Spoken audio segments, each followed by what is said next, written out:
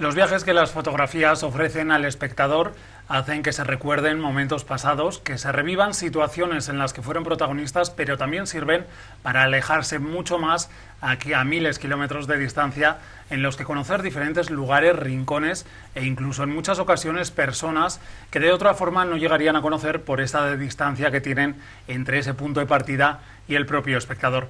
De este último tipo de fotografías son las que acaban de aterrizar en la sala José Lapallese de Calamocha bajo el eslogan y bajo el título Sonrisas Africanas del fotógrafo Eduardo Forcada, que ya está con nosotros en el plató de Calamocha Noticias y que pasamos y agradecemos a este invitado que se haya acercado por este plató de este medio de comunicación local. Eduardo, buenas tardes y bienvenido. Gracias. La primera vez que le tenemos por aquí por Calamocha Noticias. La primera vez, cierto. Yo mencionaba, bueno, pues esas sonrisas africanas que llegan hasta el próximo 25 de marzo, que es un poco lo que se va a poder encontrar el espectador, porque está bajo esas sonrisas, pero no todas esconden una sonrisa. Exacto.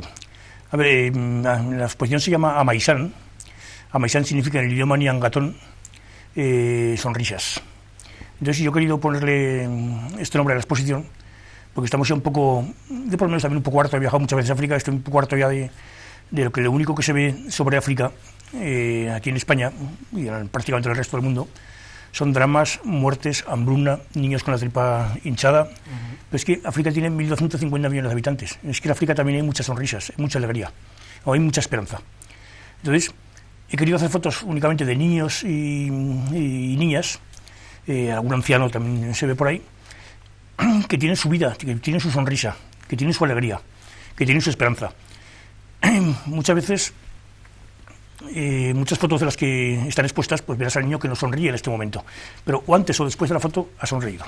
Tengo series de fotos de una niña riéndose, pero es que 5 minutos antes igual estaba llorando del susto de que ver un gacho con una cámara así acercándose, pero después ha sonreído. Entonces, son únicamente fotos de retratos de una zona muy determinada de África, de la que luego hablaremos, en el que únicamente se ve el retrato. Mucha gente critica, hombre, pero es que no amplías la foto, no ves lo que hay detrás, no ves el ambiente, no ves tal.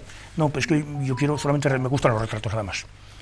Y sobre todo, con independencia de que las fotos gusten o no gusten a la gente, si es muy personal el tema de una foto, como el tema de una canción, con el tema del libro, lo que quiero es que la gente vea detrás de la foto.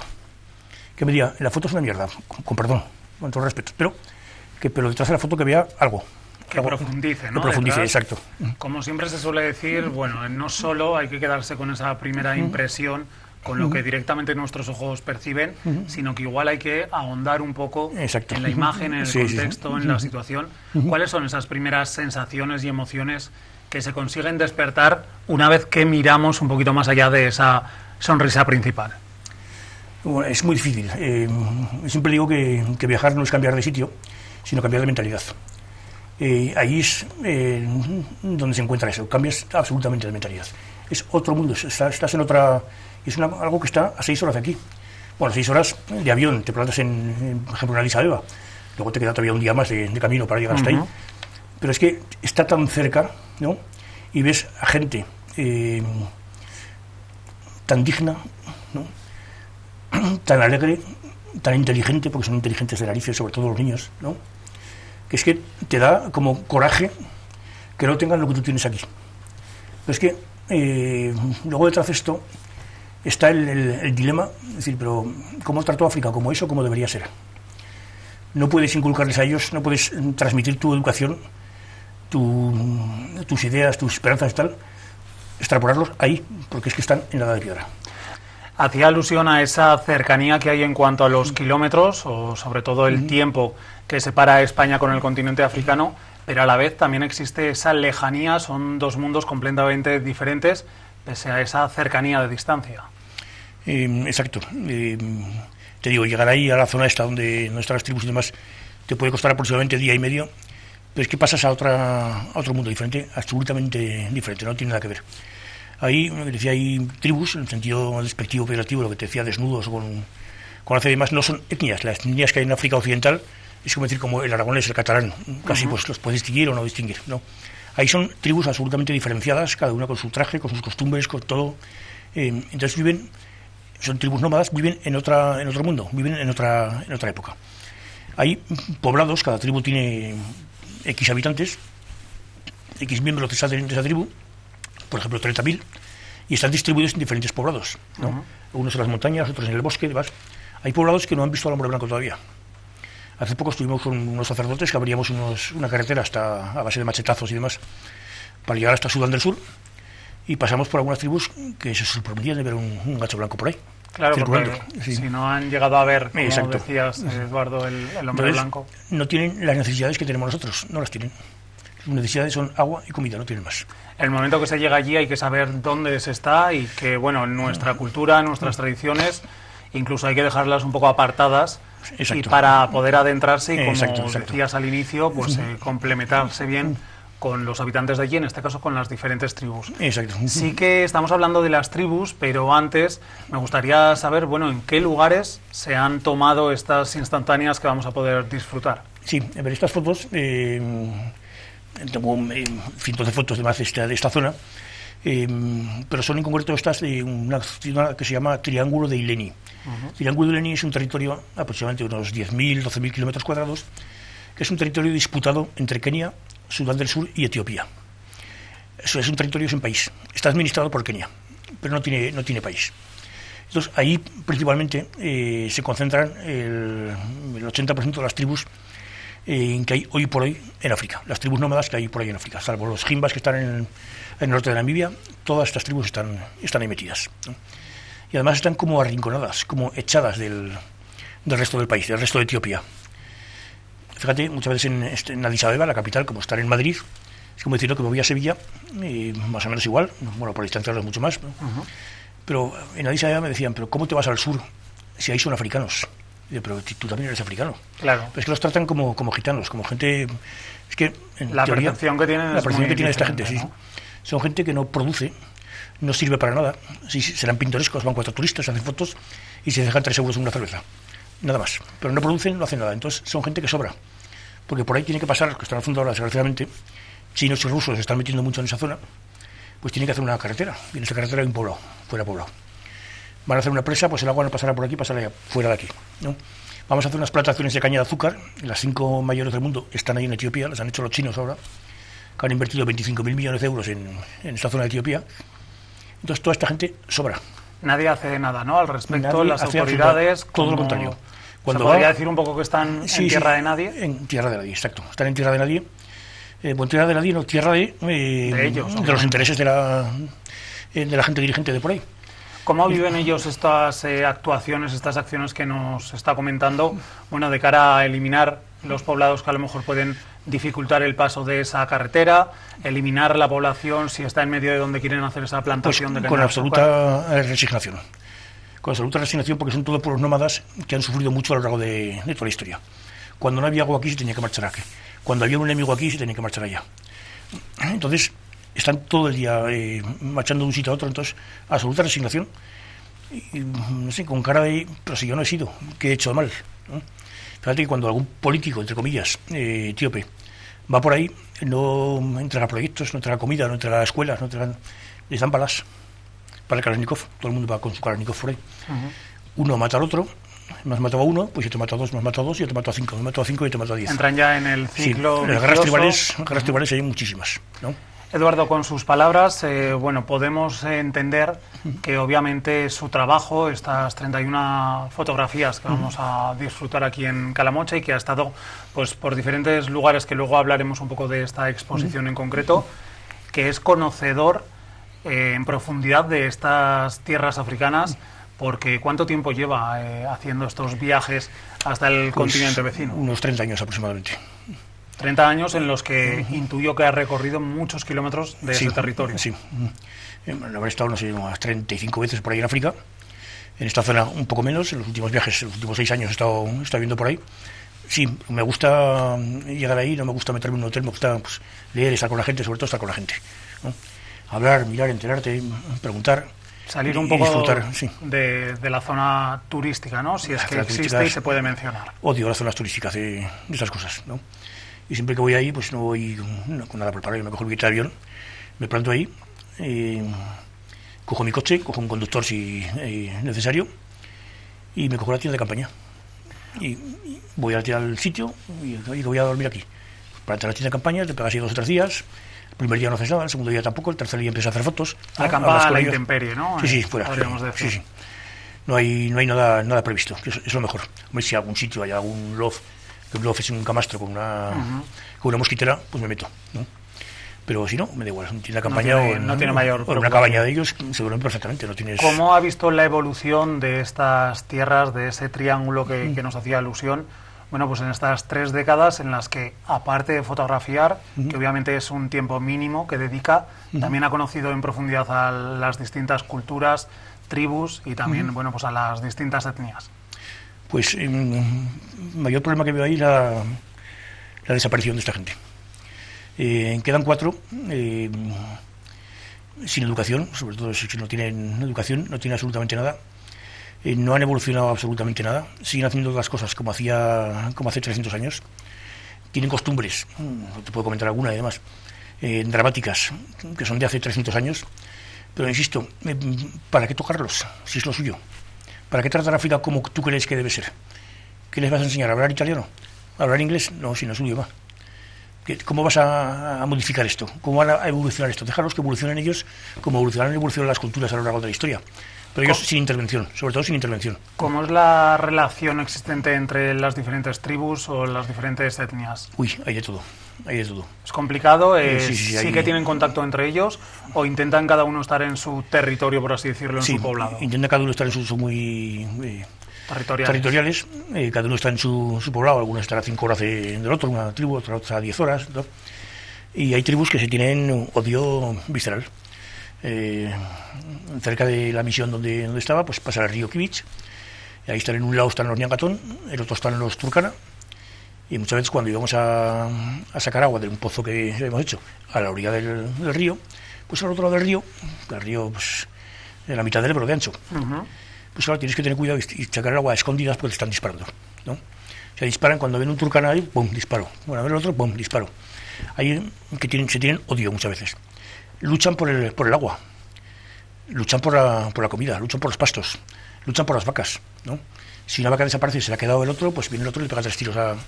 Hay odio entre tribus. Y además, a veces por cosas tontas. Hace poco también quería ir a la tribu de los Urma, hay mucho que hablar de esa tribu, y le pregunté al conductor que tenía, oye, que voy a ir aquí. Ahora no se puede porque están pegándose con la tribu de los Bodí, y se dan tantos tiros y tantas cosas que han tenido que mandar hasta el ejército para disolverlos. Con lo cual es bastante peligroso, ¿no? Hay muchas luchas entre ellos, son muy endogámicos también, o sea, no se dejan, salvo alguna tribu, casar con otras tribus, además solamente en determinadas condiciones, están muy cerrados, ¿no? En ese punto, ¿cuál podría ser una de las soluciones? Obviamente aquí no vamos a solventar la situación de esas guerrillas, de esos conflictos internos en 5 minutos, pero ¿cuál podría ser una de las opciones sin llegar a imponer la cultura más occidental, sin que ellos pierdan su cultura, su tradición, pero que llegue a una evolución? Que tengan educación, sobre todo que tengan educación. Luego ya no que quieran, pero educarles en algo. Porque es que hay una cría, por ejemplo, de mujeres, ahí en África, África vive porque trabajan las mujeres. Si no trabajaran las mujeres, África se caería. Dice, cuando una mujer se sienta, África se tumba. Es muy conocido en África. Como normal se dice, si ellas paran, el mundo se para. El mundo se para, sí. Y sí, también hay otro muy bonito sobre las mujeres también trabajando. Dice, si educas a una niña, tendrás una mujer. Si educas a una mujer, tendrás una nación. Y es así, las mujeres son las que mueven un poco entonces, la parte laboral. A los 14 años, una cría que esté educada no sirve para el matrimonio. Un crío que esté educado no sirve para cuidar el ganado. No sirve un crío con un libro de matemáticas, no sirve. Entonces, pues lo más importante es la educación. Y que esa educación les dé capacidad, espíritu crítico para elegir lo que es bueno y lo que es malo. Pero dentro de lo suyo, no imponerles absolutamente nada. Pero sobre todo, educación. Había, no puedo contarte hay una maldición de 3 tribus, las tribu Hammer, las tribu Caro y otra tribu más, no me acuerdo cuál era, que es que cuando un niño nace, pues decías de cómo se modifica todo esto, cuando un niño nace fuera del matrimonio, fuera de la autorización del jefe de la tribu, o le crecen antes los dientes de arriba que los de abajo, lo tienen que ahogar en el río antes de un año, el río. Entonces, años llevaban, cientos de años con esta Con maldición, esa costumbre. esa tradición que se llama la tradición del Mindy, la maldición de Mindy, que es cuando el crío nace así, cuando está. Entonces, el 1 por 1000, que empiezan en la escuela ahí en el pueblecito de al lado, pues quiero más, es más inteligente que los demás, o más, sus padres tienen más posibilidades. Consigue desarrollar. Lo llevan aquí y luego lo llevan a la universidad, acabó en la Universidad de Addis Abeba, acabó estudiando también en Francia y volvió. Dice, pues esto lo quiero eliminar, ¿no? Y luchó en televisiones, en periódicos, con el gobierno tal, para eliminar esta maldición, maldición Mindy. La consiguió eliminar, de las 3 tribus la consiguió eliminar en 2. Hay una que todavía la maneja. Pero a ver si ha conseguido, con la educación, ha conseguido dar un paso, modificar todo esto. La educación es importantísima, por ello. Eduardo, y hablando de esas supersticiones, además en la colección que llega Sonrisas Africanas, bueno, también está el niño de los ojos de plástico, sí, ¿no? Que además también llama mucho la atención, porque con ese título y sobre todo simplemente al ver la imagen, pues bueno, a la parte occidental nos puede llamar la atención, obviamente, porque simplemente es un niño con ojos azules. Sí, bueno, hay 2 fotos de niños de ojos azules, una de la tribu Ari y una niña de la tribu Surma. La niña de la tribu Surma, que es solamente la mitad de la cara, para que vaya la verdad es ciega, ¿no?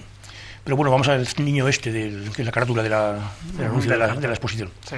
Este niño, que es muy conocido en Internet, si mencionáis en Internet, niño etíope de ojos azules, sale. Se llama Abus, ¿no? Entonces, está en un poblado que se llama Yinka, de la tribu Ari.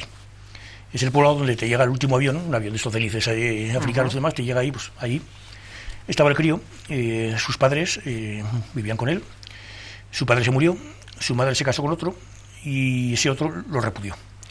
Se marchó a vivir con su abuela, a vivir en la choza con su abuela. Lo único que se llevó fue un balón de fútbol porque le gustaba Messi, decía el chaval. Cuando le hice la foto tenía 10 años, tendrá 12 ahora.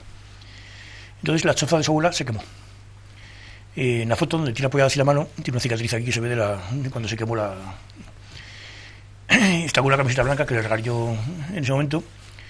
Y el chaval vive de las sobras de comida que le dan a algún garito de comida. O sea, vive en la calle, el chaval. Vive en la calle con 4 amigos que viven en la calle y nada más. ¿Y de dónde viene un poco esa pequeña superstición que sí que tiene? No es superstición, eso es los ojos azules, es el síndrome de Wanderburg, creo exactamente cómo se pronuncia, que si lo tienen 1 de cada 45.000 o 50.000 personas negras. Digo negras, no quiero decir de color, porque colores hay miles de gente ahí. Entonces, de cada 45 sale uno que es un defecto genético, defecto entre comillas, porque el niño es guapísimo, ¿no? ¿Y el resto de los integrantes de la tribu, del poblado? Pues le llamaban monstruo ojos de plástico, ¿vale? O monstruo ojos de plástico, igual que lo vienen con los albinos, ¿no? Entonces lo tienen un poco apartado. Fíjate que ese chaval marginado, ¿no? Sí, por esa cuestión de... Es en plan egoísta, digo, con cojones, con perdón, no ha habido ningún turista con pocos escrúpulos que le ven aquí, vente conmigo a Europa. Lo pones a anunciar Benetton y te forras. Sí, bueno, con esos ojos azules. Sería también una opción, lo único que, claro, ya estaríamos hablando de esa explotación. Exacto, no es explotación, es sacar a alguien de su... No lo tienes que sacar de... Cuando me despedí de ese niño, yo siempre me llevo a África pues algunas bolsas, una rata, un sobre con jamón, por si acaso falta comida en algún sitio. Cuando me marché pues me sobraba comida. Toma, esa comida para ti, ¿no? Y lo primero que me dijo el chaval, cuando vi la comida, dice... sin comer, sin abrirla, la puedo repartir con mis amigos. Sí, repártela como quieras. Claro. Se formó un Cristo ahí, repartiendo la comida, que para qué. El momento de fotografiar, bueno, ¿cómo haces para también ganarte un poco a la población? Porque algunos, si no te conocen previamente, pues son reacios a la hora de acercarse con la cámara, o hay de todo y las tribus hay de todo. Pero ya han aprendido, porque se comunican unos con otros, porque hablan, porque tal, porque igual, que el turista que viene con una cámara que vale lo mismo que ganan ellos en los siguientes 35 años, ¿no? Pues tiene dinero. Entonces piden dinero para hacer una foto. Que piden 5 birres, que son 0,002 céntimos, ¿no? Es una ridiculez. Yo siempre, pues, con la método de la tribu no saco la cámara, ni mucho menos. Estoy 2, 3 días, 4 días con ellos, ¿no?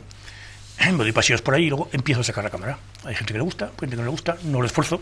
Si quiere foto bien, si no quiere foto tal, intento hacer las fotos cuando no se dan cuenta, ¿no? O cuando están mirándome diciendo, ¿tú qué coño haces? Pues hacer las fotos. O cuando está una grafía y se ríen. Exacto. Y pues ya no les interesa el dinero y demás. Normalmente, si al jefe del poblado, que siempre vas, pues y dice, oye, que no quiero que me moleste nadie haciendo las fotos, ¿no? Y voy paseando por ahí y ya está. En todas estas tribus, Eduardo, creo que sí que hay curiosidades, aparte, bueno, pues de las propias características de cada una de ellas, de sus etnias. Ellos, más que utilizar la música, son más partidarios del color, de los diferentes tocados, ¿no?, que también sirven y se pueden ver en esas fotografías que has ido trabajando durante todo este tiempo. No hay, en esta serie de fotografías, las 31, no hay mucho color, mucho tocado, muchas pinturas, hay otras que sí, pero he querido poner caras que para mí personalmente decían algo más. Pero sí, síntoma distintivo de entre las tribus y las diferentes formas de peinarse, de ponerse el pelo, de vestirse, que si las niñas separadas tienen que vestirse así, que si las niñas casadas tienen que vestirse así, que si cuando te cases tienes que tener el pelo corto y luego te lo tienes que dejar largo. Cada uno tiene sus costumbres, y desde luego se pintan, es una maravilla cómo se pintan, cómo se disfrazan. El maquillaje colorido, ¿no? Que además así cogen no sé qué polvos que tienen por ahí, además se pintan. ¿Representa un poco sus estados de ánimo, esos colores? Exacto, sí. Los estados de ánimo se reflejan en las pinturas que tienen pinturas de guerra, pinturas de alegría, pinturas de boda, ¿no? Entonces podríamos ver a una misma persona, un hombre, una mujer, en apenas unas horas cambiarse de un maquillaje a otro. Totalmente, sí. ¿Suele darse con frecuencia esas situaciones? Se da con frecuencia, sí. Sobre todo la tribu de los Caro, que son los que más se pintan. Los Caros los que más se pintan. Los que más cosas se ponen en la cabeza, adornos y demás, son los Urba. Luego tiene la tribu de los Mursi, conocerás los platos así que se ponen en los labios y en las orejas. Las dilataciones. Exacto. Que al final son un síntoma de belleza. Cuanto más grande es el plato, más guapa es la mujer. Y empezó siendo una cosa, hay muchas teorías, pero empezó siendo una cosa para proteger el rapto de las mujeres en las tribus colindantes. Cuanto más fea sea la mujer, no me la raptarán. Entonces voy a deformar el labio, la mujer no pinta nada. Y eso ha continuado, ¿no? Exacto. En el tiempo. Entonces, como tenía el labio deformado, de la cara deformada, no raptaban a ser mujeres. Y con el tiempo pues ha sido un síntoma de belleza, y se hacen unos platos así de barro, de madera y tal, preciosos. Luego se lo quitan, claro, se queda todo colgando y todo esto. Entonces sí, cada tribu tiene su forma de vestirse, su forma de vivir todo, ¿no? Hacía alusión a la colección de unas 100 fotografías, una selección de 31. Vamos a hablar un poco de esta exposición, que desde luego llega aquí, pero no es el primero de los lugares que visita, porque estamos ante una exposición itinerante. Exacto. ¿De qué forma surge y cómo se convierte, pues en esta andadura fotográfica y que acerca de esta forma pues sus viajes de África al país de España? Bueno, ya cuando empecé a ir con estos dos amigos sacerdotes, que los conozco hace 27 años, de estar con ellos en África, en España y demás, me dijeron, vente ahí, vamos a hacer, estar con nosotros, ver lo que hacemos, etcétera. Yo, claro, es que están ahí, ellos necesitan un médico, necesitan un albañil, necesitan un agricultor, pero yo, que el mundo es el derecho, entre comillas, ¿qué coño hago aquí? Dije, oye, pues lo único que sé hacer es fotos. Yo te puedo, sé hacer, entre comillas, tampoco quiero ser pretencioso. Soy aficionado, me gusta la fotografía. Oye, pues vamos a hacer fotos y las vas a conocer por ahí. Entonces, eso hace 6 años, pues hice fotos. Me acuerdo que ese primer viaje fui llamé a 2 amigos, y, oye, ¿me queréis acompañar? Pues sabía que les gustaba la fotografía y demás, que eran 2 reporteros de televisión española. Que uno de ellos creo que está en Afganistán todavía ahora. Unas personas excelentes. ¿Le acompañaron en el viaje? Me acompañaron en ese viaje, le dije yo, ¿os apetece venir conmigo? Y uno de ellos me dijo, vale, media hora después me llamó y dijo, ya tengo los billetes. O sea, fue rápida la cosa, no se lo pensaron 2 veces. Entonces empezamos ahí a hacer exposiciones conjuntas de las fotos suyas y las fotos mías, que del mismo sitio no tenían nada que ver. Es curioso ese tema también. Y empezamos a exponerlas por grandes hoteles en Zaragoza, en Madrid, en Barcelona, en La Coruña y demás, donde ellos hacían reuniones para explicar a la gente lo que estaban haciendo y conseguir ayudas, subvenciones y demás. Entonces eso empezó más o menos por ahí. Luego de ahí, pues me llamaron en la sala de ámbito cultural del Corte Inglés para hacer una exposición. De ahí me llamaron de la... Bueno, el cuarto espacio de la Diputación. La Diputación Provincial de Zaragoza, en la sala cuarto espacio. Ahí se expusieron también, no sé cuántas, 60 fotos o por ahí. Estuvieron un par de meses expuestas. Y de ahí luego empezamos con Albarracín. Y ahí fue el momento decisivo de este cambio. Exacto. Ahí en Albarracín, pues Michel Vierta, el alcalde de Albarracín, me dijo, ¿te importaría exponer aquí en el Albarracín? Yo encantado, claro, ¿no?, de exponer. Ya sabes que yo no quiero cobrar ni un duro, si tenéis capacidad de vender las fotos, que se manda todo el dinero allá y tal, organizaron una página web, organizaron la venta, organizaron todo. Se montó ahí con un fin de solidaridad. ¿Qué cuestión era? Pues en esta página que hemos montado tenemos 100 fotos, la gente las pide, si vale hacer la foto 20, se cobran 80 y el resto se manda todo, el 100% se manda ahí. Por lo tanto, es una exposición itinerante, además con fondos benéficos. Exacto, con fondos benéficos, si se consigue vender, también hay fila cero. La gente pues aporta esto a la fundación. Económica. Exacto, no tengo por qué comprar la foto, ¿no?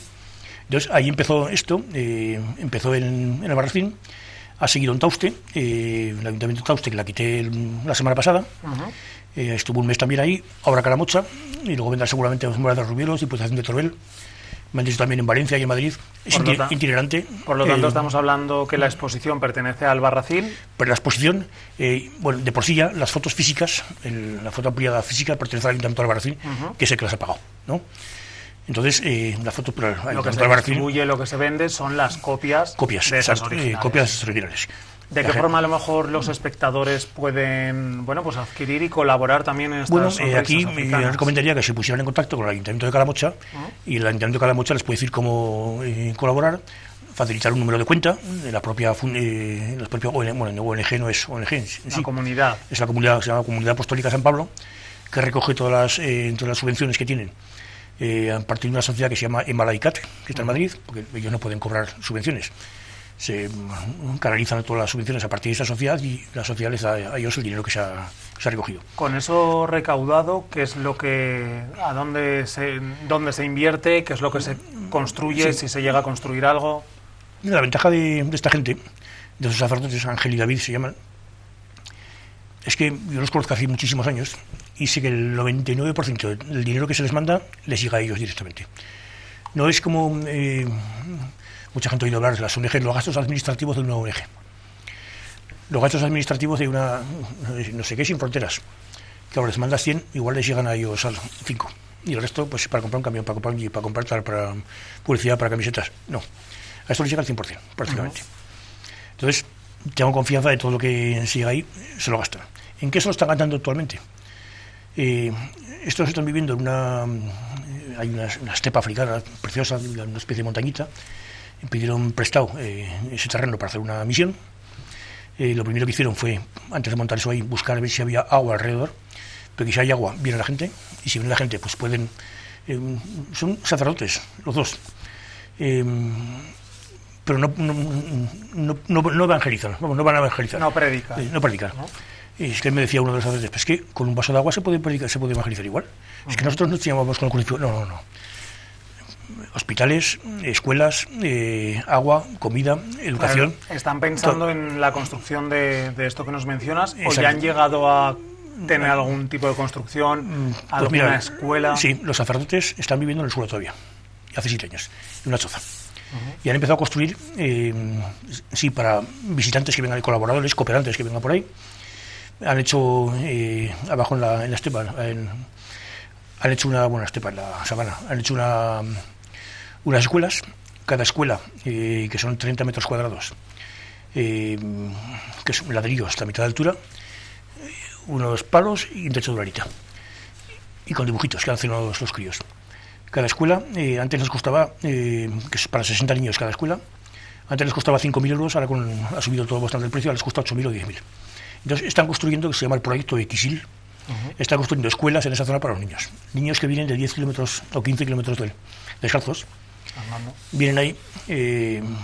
Antes, cuando no había escuelas, he visto ahí que en la escuela de los niños había un barracón que estaba lleno de murciélagos, un barracón del ejército que estaba por ahí tirado, y los niños lo tenían como su escuela. Un barracón que el doble techo que tenía, todo lleno de murciélagos. ¿Y quién se encargaba un poco de realizar esas lecciones? Si es que nadie.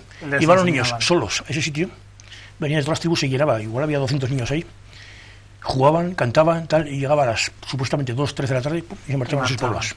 O sea, simplemente les servía como centro de unión, ¿no? Y ahora están esas escuelas, y han puesto un vallado grande para delimitar donde están haciendo las escuelas. Hay una y media hecha, porque el dinero es que son 5 o 8.000 euros, ¿no? Falla 8.000 euros. 8.000 euros que no son nada. Claro, también hay que cambiar el concepto de escuela que nos pueden venir a la mente a nosotros, que sería, bueno, pues cualquiera de los colegios a los que hemos podido ir nosotros. De dejarlo a un lado y pensar en, bueno, pues en simplemente que haya un techo y si hay Exacto. una pared, pues... Un techo con esos... Cada niño cuesta al año 60 euros, la educación de un niño. Con esos 60 euros, que cuesta la educación de cada uno de los niños, se les ha conseguido una batita, una bata así pequeñita, de color verde y blanco, que se la dan, se la ponen para que no vayan desnudos, ¿no?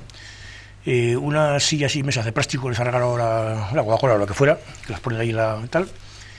Y luego de una pizarra grande y tizas que las regalan a los niños, que la cortan en una tiza grande, la cortan en 4 sitios para que haya más para cada niño. Más. Les dan leche una vez a la semana y carne una vez al mes. 60 euros al año, cada niño. ¿Qué aprenden? Pues aprenden el continente africano, aquí estás. Aprende y tienes que lavarte las manos antes de comer. Mira, esto es el mosquito, tienes que hacer así. Estas son las letras porque ellos hablan el idioma de sus tribus. Y tienes que aprender a hablar el amárico. Amárico es el idioma de etíope, ¿no? Aunque hay infinidad de dialectos y demás. Tienes que hablar el amárico. También te dan unas nociones de inglés, ¿no? Por lo tanto, poco a poco van adquiriendo conocimientos. En tu tribu, pues mira, tienes un jefe, tienes tal, tienes cual, tienes una mujer que es tal, tienes el hechicero, tienes tal. O sea, les enseñan todo un poco de cultura que no tienen si no tuvieran esa escuela pequeñita. Ese sitio donde acudir. Eduardo, ¿cómo has llevado, por ir entrando ya en la recta final de la entrevista, estos 2 años de pandemia? Intuyo que no has podido salir de España y, por lo tanto, ¿cómo está la cuestión de viajar a África y cómo lo estás gestionando? Bueno, pues sí, llevo 2 años. En el año 19 estuve 3 veces. Desde entonces quise ir la primera vez, 3 meses después de la pandemia. Me habían invitado a una boda ortodoxa, un amigo, y no pude ir a hacer fotos además. Me quedé sin ir. Entonces llevo 2 años, con mucho mono, la verdad, porque estoy ahí como si estuviera en casa. ¿Y cuáles son los próximos proyectos, si tiene alguno en marcha, en mente? Sí, me quería marchar antes de verano, si puedo, porque quería hacer fotos, además me lo han pedido también. Hay un par de campamentos de niños soldado debajo de la misión. La misión está justo en la frontera de las montañas con Sudán del Sur, que huyen de Sudán del Sur, han matado a sus familias y demás, son niños soldados cogidos por el ejército, ¿no? Han huido de ahí y han montado 2 campamentos a lo de la misión. Cuesta un cuarto de hora en coche llegar hasta ahí. Las veces que he estado, pues les llevas comida, les llevas agua. A veces van barbaridades como el Banco Karanikov, los críos. Hace poco pasaban 3 elefantes por la sabana y los mataron a los 3, ¿no? Se les echamos una bronca que para qué. Claro. Los colmillos los cambian por armas y la pata de elefante para comer un mes.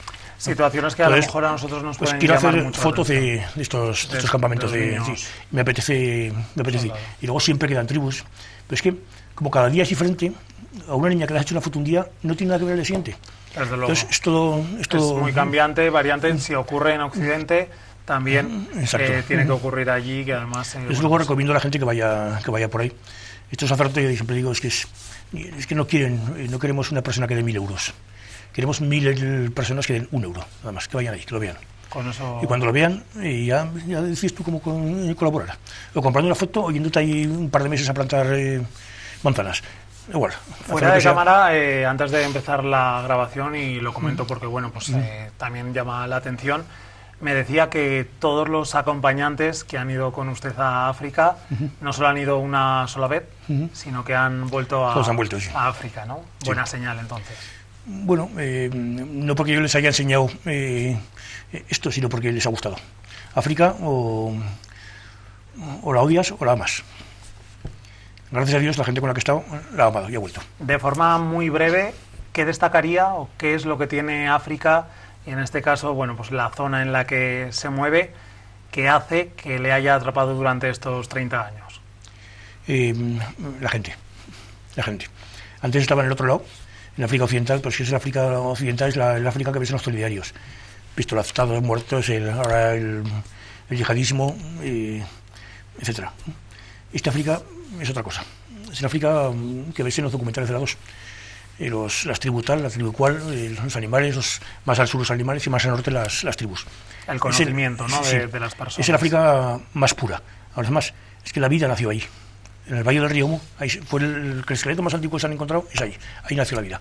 Y ahí se distribuyó por todo el mundo. Entonces es sobre todo la gente. La belleza que tiene la gente y la naturaleza que tiene la gente, que no está tan prostituida, entre comillas, como los de África Occidental.